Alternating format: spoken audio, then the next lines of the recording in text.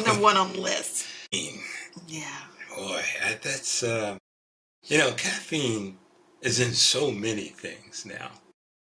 Obviously it's in coffee, you can get it in teas, it's in all kinds of energy drinks. It's everywhere you look to get that pick me up. Mm-hmm. And for me, and I know I think a little bit differently than you do. some. You do. Let's just call it what it is. Certifiably crazy. No.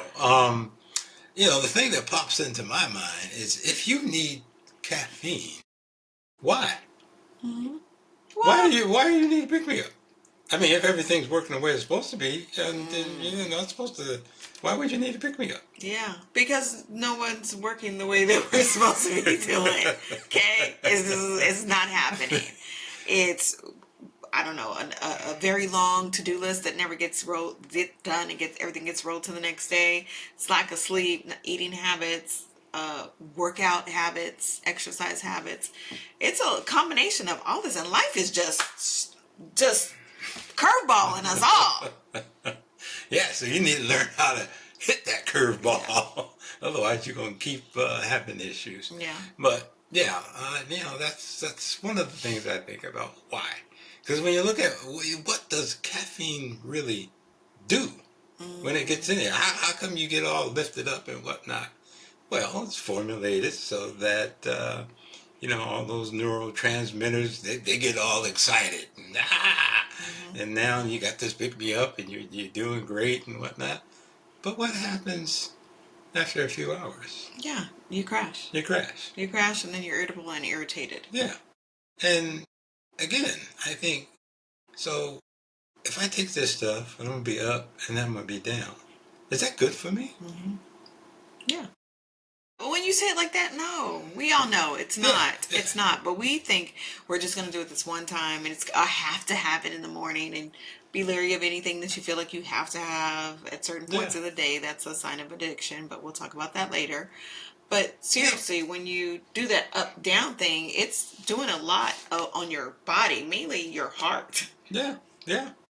Have you seen someone with, you're at work, you may be walking down a hallway and you see one with that glazed look over their face and they're moving fast? Well, that's after their third cup of coffee and they got to go to the bathroom. Yeah. Now, something that puts you in that mood, you would think you would question it. Mm-hmm.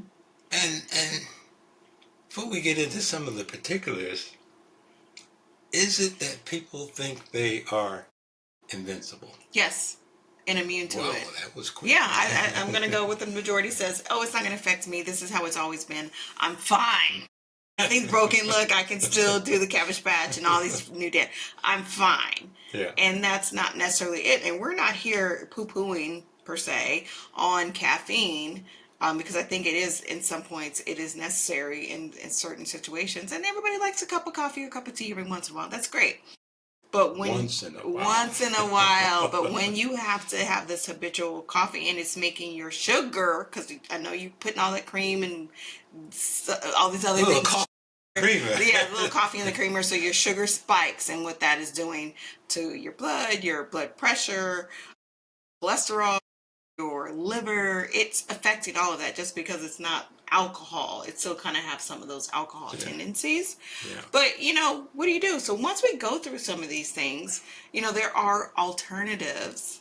Okay, it's a little bit of a longer, more consistent process, but it doesn't have to be that. At some point, you're going to have to say, put it in the fucking bucket. Okay, put it in the bucket and let it go, and it's going to be a little bit of a struggle, but you're going to find a new way to do things before you get that knock on the door and it says, yo, it's the Green Reaper's homeboy. Okay, he's gonna send you to the doctor, and your doctor's gonna put you on all these meds and yada yada yada.